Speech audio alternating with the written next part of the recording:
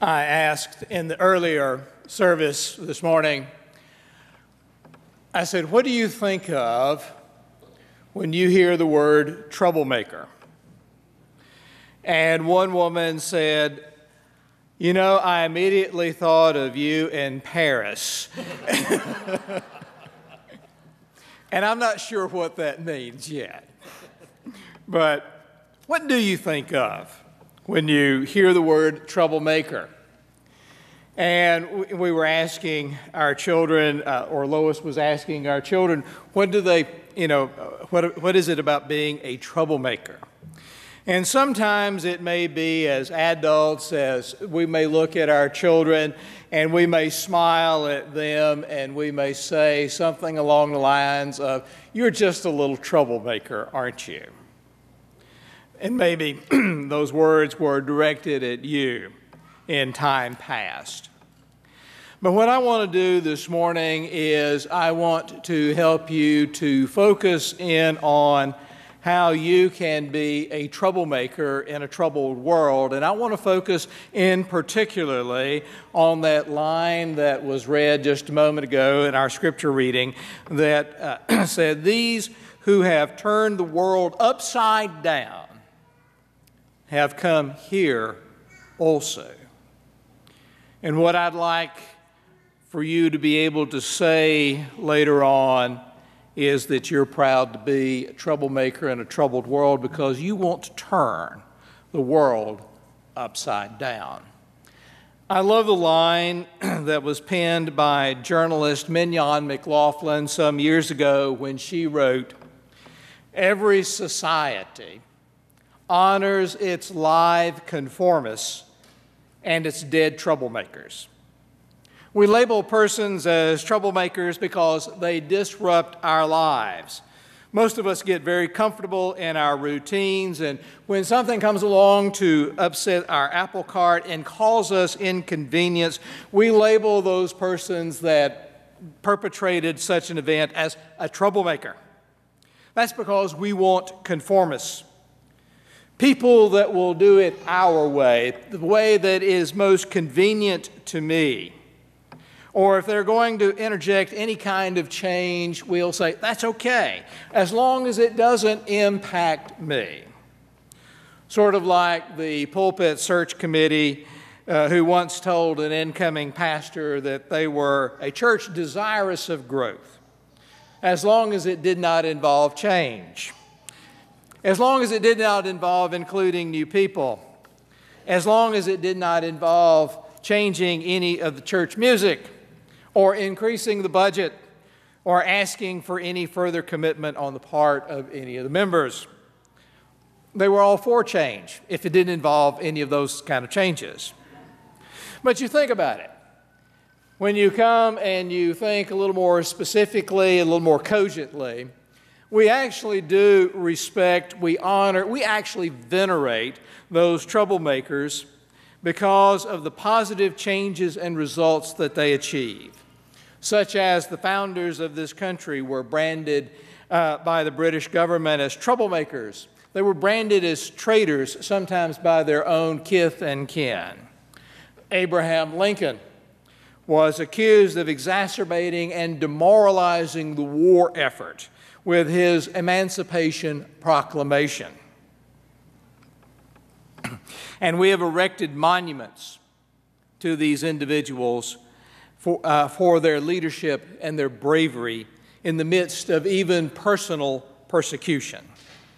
Galileo was threatened with being burned at the stake unless he recanted his work. And today he is honored as the founder of modern astronomy and science. John Wycliffe was persona non grata and lived his life always looking over his shoulder, wondering if someone were going to attack him and beat him up and leave him within an inch of his life, or maybe he was going to be tarred and feathered, or maybe he was even going to be killed because he dared to translate the Bible into everyday English so that ordinary people could read it. And today, the Wycliffe Bible Translators is one of the world's largest international organizations dedicated to translating the Bible into every living language in the world. Participants in the French Resistance were labeled as troublemakers, even traitors, in their native France during World War II.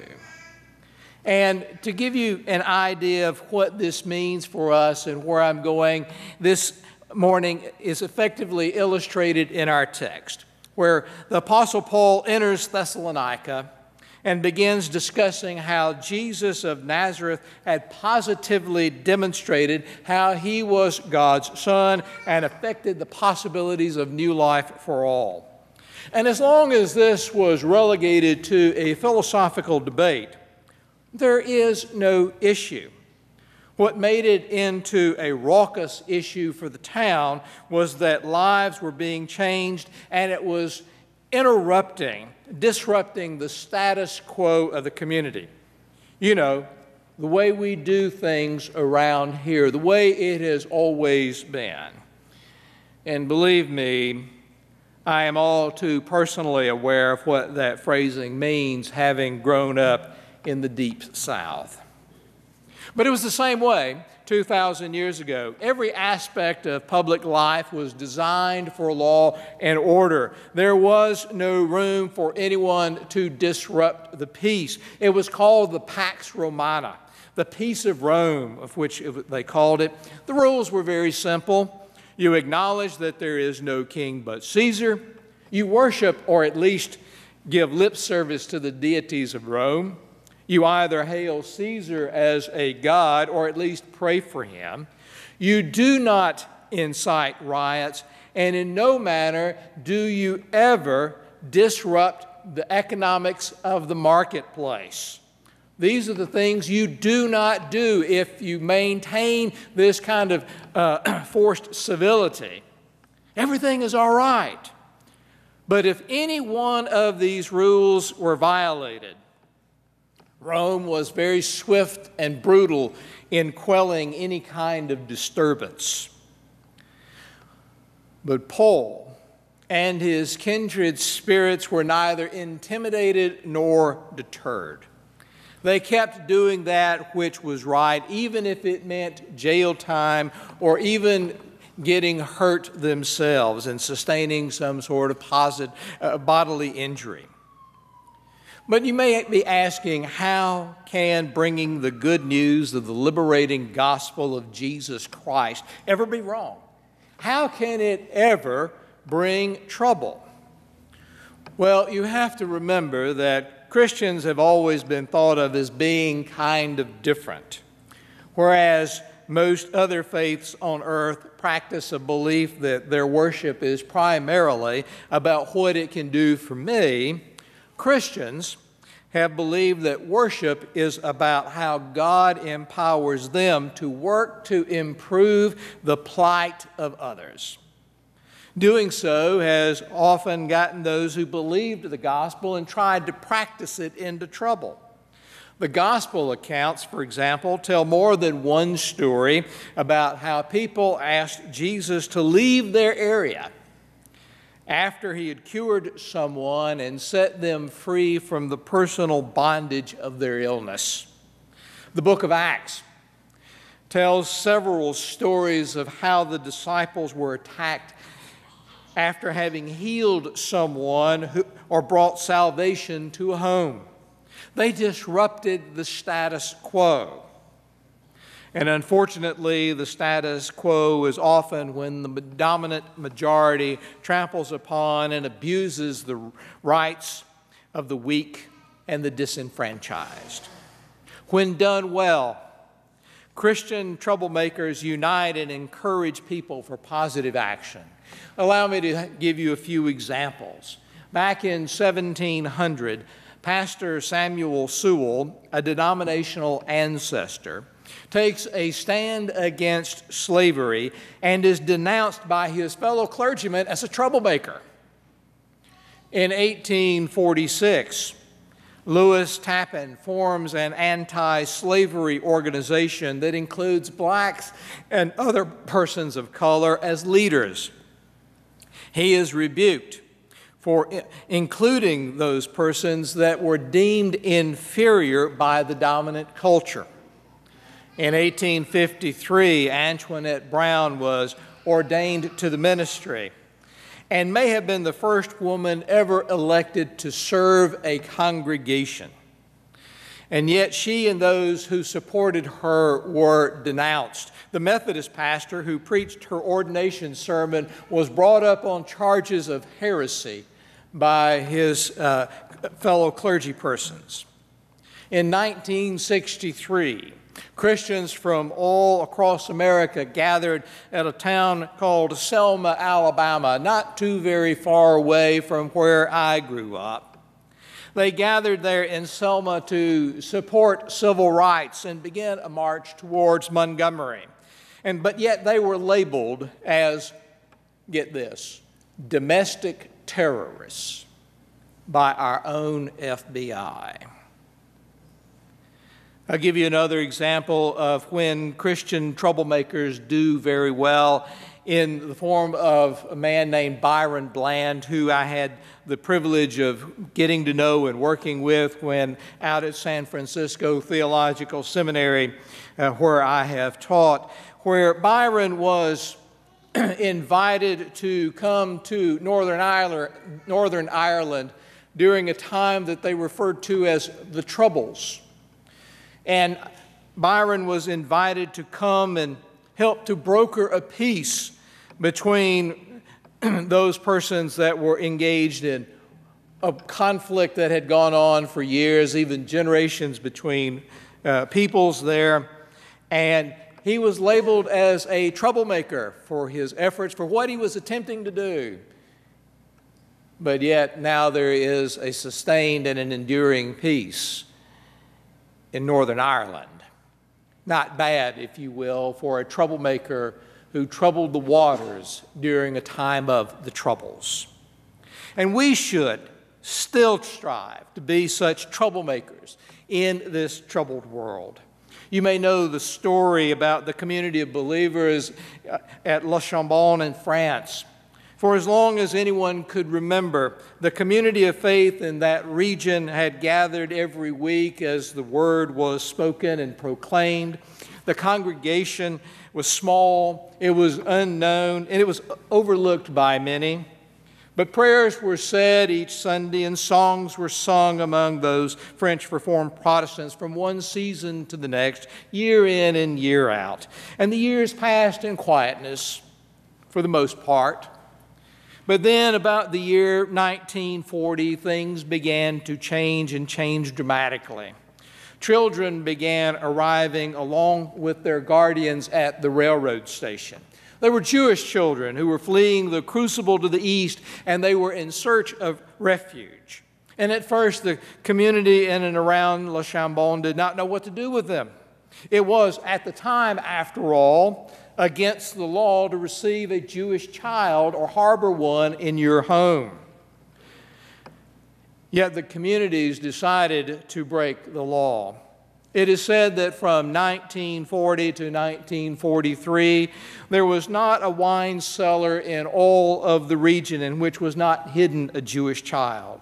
There was not a haystack under which was not hidden a Jewish child. There was not an attic in which was not hidden a Jewish child, because these people risked themselves and put their lives even literally on the line to do that which was right. And at the time of the month when the moon grew dark, they risked even a little further, because the consistory and other members of the community would gather together all of the Jewish children, place them in their hay wagons, and transport them across the frontier to sanctuaries in Switzerland, to freedom and to life. In this manner, it is said that the lives of several thousand Jewish children were saved. And in 1943, the pastor and leading elders of the community in Le Chambon were arrested And Pastor Andre Trosma was asked by his interrogators, "Why did you break the law? Why did you accept these Jewish children into your home?" To which Pastor Trosma replied, "We did it because we wanted to be with Jesus." To the Nazis, he and his church members were troublemakers. But it was a troubled time and a troubled world, and he and his church members dared to make a difference. And today they are ensconced in the hole of the righteous in Israel. Another story that is told by my friends Bob and Alice Evans come to us from the early 1980s in the apartheid years of South Africa. And I think it was the year 1982, and the season of Advent was beginning to dawn. And as Christmas began to approach, the black community of faith gathered in a corner of Soweto, the slums to which it had been exiled, the slums to which it had been sequestered there. And the people began to sing their Advent hymns and Christmas carols. But the racist government was offended. The police ordered the people to stop. Hymn sings were prohibited, believe it or not. The government deemed them acts of disturbing the peace. So the people went to their homes at night in silence. They lit a candle and placed it on the windowsill. In every home in the village, a candle gave its light. And again, the government was offended. Police were sent to every house. They ordered the candles to be snuffed out. And then the people refused. And the police entered the homes of the persons that lived in the village of Soweto and personally blew the candles out themselves. The next night, though, the people lit their candles again, and not just one candle this time, but many candles. There was not a window in the village from which did not shine a candle in the night. And if one person did not have enough candles to put in every window of their house, the persons, their neighbors, would cut theirs into smaller pieces so that there could literally be a candle for every window in every home in the village of Soweto. And it is said that the dark night sky above just flowed and glowed with candlelight. This time, the police backed away, embarrassed by the thought of entering every house in the village and having to bend down to blow out thousands upon thousands of candles. To the racist practitioners of apartheid, these people were agitators. They were troublemakers. But to a troubled community, they were a light that shined in the darkness. How about you? How is your light shining in the growing darkness of this world? You too can be a troublemaker in this troubled world in which we live. For some insights, you may want to read a book entitled God's Troublemakers, which is extremely well written and deeply insightful for women and men in a time when all of us need to see our potential for bringing peace and justice to a world that desperately needs both. In particular, that book tells the stories of various spirited women of faith who have upset the apple cart, the norms of established society, and positively and wonderfully impacted the persons around them. One such person was Melody Feldman, who founded Seeking Common Ground, which helps Jewish and Palestinian girls to build a more peaceful community. Another is Henna Hine, who founded the Rainbow Center, which addresses the needs of abused immigrant women from Asia. Then there is Rifat Hassan, a Muslim from Pakistan who has founded an internet-based international movement to put a stop to the brutal torture and death of women by male family members in Muslim countries, sometimes referred to as honor killings. Still another story is about Sister Helen Prejean, activist nun and author of the book that was made into a movie that you may have seen called Dead Man Walking. She is an international proponent working to stop the death penalty. Then there's Gretchen Buchenholz, who founded the Association to Benefit Children, a woman who believes none of us is really an innocent bystander, for we all can make a difference. This world is definitely troubled with wars and famines and disasters and terrorism and domestic abuse and addictions and racism and homophobia and sexism and ageism, illiteracy and the lack of education, homelessness, hunger, poverty, and the list can go on. And those impacted by such troubles are looking to folks just like you and just like me to make a difference. They are singing that song of which our youth handbell ringers so wonderfully played for us a little bit earlier in the service, entitled, "Nobody Knows the Trouble I've Seen." The trouble is, we have seen the troubles. You and I both have seen. The question is, what are we going to do about it? Are we going to become troublemakers in a troubled world? Are we going to impact that phrase that says, "These that have turned the world upside down have come here also"? Are we going to be those who turned the world upside down? And you may be asking, but what can we do? You ask. What can we do? Just get involved. 2 words, get involved. Just see a need and begin to fulfill it. That little church community in La Chambon, they may have gathered only about 30 to 35 persons in worship on any given Sunday morning prior to World War II, but yet when the conflagration to the east was beginning to occur, they saw something that they could do, and they acted. And their impact was thousands upon of lives that were changed. A tremendous, tremendous impact upon the world, far greater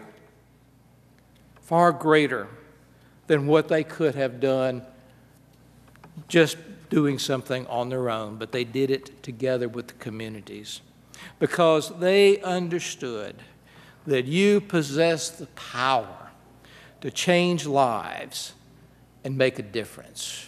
I think John and Sherry articulated that very well earlier in the service in the video presentation that they made, because you do possess the power to change lives and make a difference.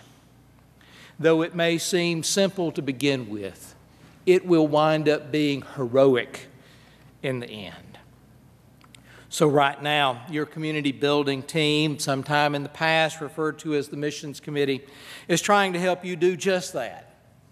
For they have been tasked with recommending ways in which this congregation can invest its life, invest its resources, invest its talent, its treasure, and its time in making a difference in our community, in our country, and even in our world. The campaign that's being proposed is Live Love, Stop Hate.